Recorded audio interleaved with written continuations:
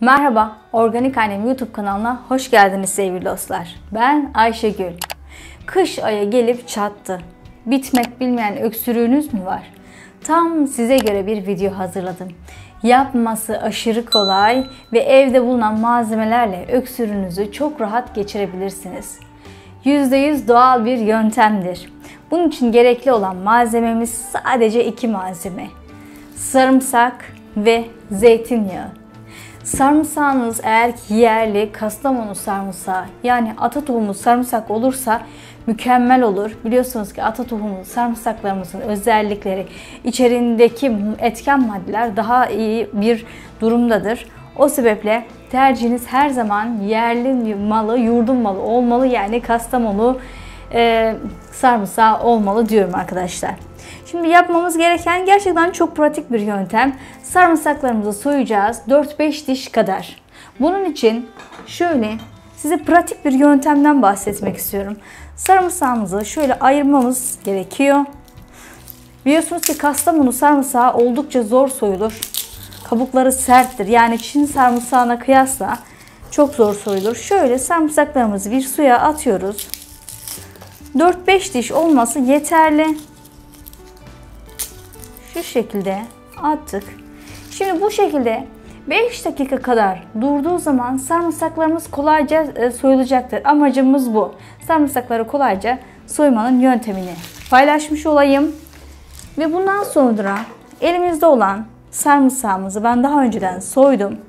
Bunu bu şekilde 5 dakika sonra çok rahat soyabileceksiniz. Daha önce yine toplu bir şekilde soymuş olduğum sarımsaktan 4-5 tane şöyle bir kabımıza alalım. Eziciyle, tahta bir şeyle ezebilirsiniz. Böyle ezici yardımı ile kullanabilirsiniz. Şöyle sarımsaklarımızı ezelim. 1 2. Gerçekten yapması çok basit, çok pratik. Mutlaka evlerinizde uygulayın. Evdeki malzemelerle yapılıyor. 3 4 ve 5. Bu 4-5 sarımsağının boyutuna göre de değişebilir. İrilik boyutuna göre değişebilir. Bunu güzelce bir eziyoruz. Sarımsağımızı ezelim. Şu çıkmayan kısımlarını iyice ezdirelim.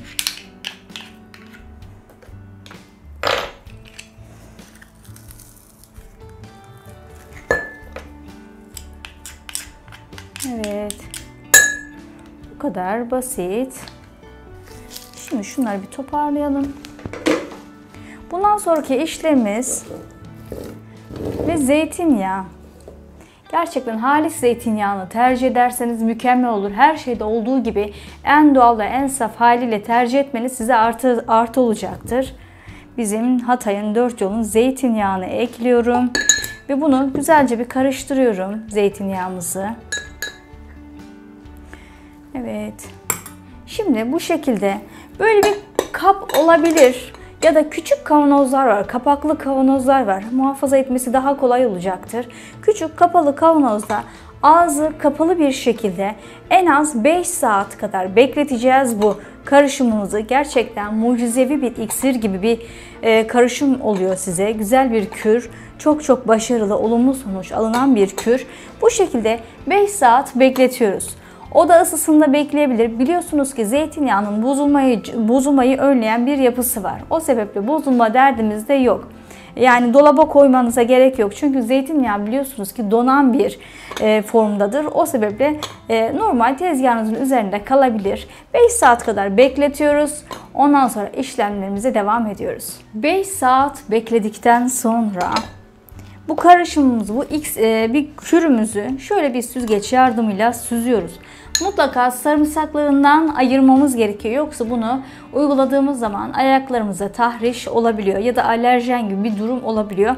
Mutlaka sarımsağından yağıyla ayırmamız gerekiyor. Şu şekilde. Evet. Ve bu süzülen geriye kalan sarımsaklı yağımız gerçekten mucizevi etkiye sahip Sizler de evlerinizde mutlaka uygulayın. Etkisini, sonuçlarını göreceksiniz. Ve mutlaka geri dönüşlerinizi bekliyorum. Yorumlarınızı bekliyorum. Etkili oldu mu? Nasıl oldu? Size nasıl bir etki yarattı? Bunların hepsini paylaşmanızı rica ediyorum sizden. Okuyan arkadaşlarımız için de bir yol, bir harita olacaktır. Şimdi bu süzdüğümüz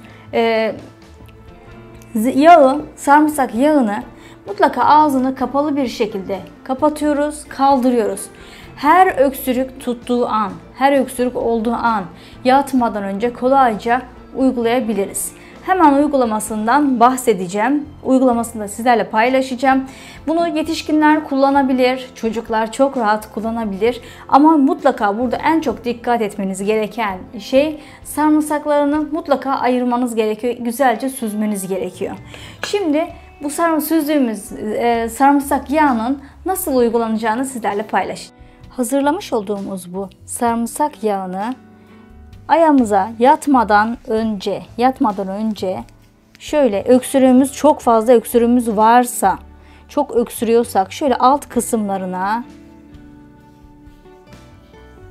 uyguluyoruz. İyice. Ve bundan sonra çorabımızı giyiyoruz. Mutlaka çorabımızı giymemiz gerekiyor. Hatta 2 kat da giyersek daha iyi sonuç alırız. Şöyle. Ve bundan sonra uyuyoruz. Uyuduktan sonra emin olun kısa sürede öksürüğünüzün kesildiğini çok rahat göreceksinizdir. Bu şekilde artık uyuyarak ya da boğazınızda bir rahatsızlık varsa, öksürüğünüz varsa boğazınızı da rahatlatmak amacıyla da kullanabilirsiniz. Umarım videom faydalı olmuştur arkadaşlar. Kanalıma hala abone değilseniz lütfen kanalıma abone olmayı ihmal etmeyin. Ve sosyal medya hesaplarıma davetlisiniz. Organik Annem Instagram hesabımda da güncel reels paylaşımlarım ve tariflerim bulunuyor. Sizler de gelirseniz memnun olurum. Bir sonraki sağlıklı videoda görüşmek üzere. Hoşça kalın, sağlıkla kalın. Organik Annem YouTube kanalında kalın.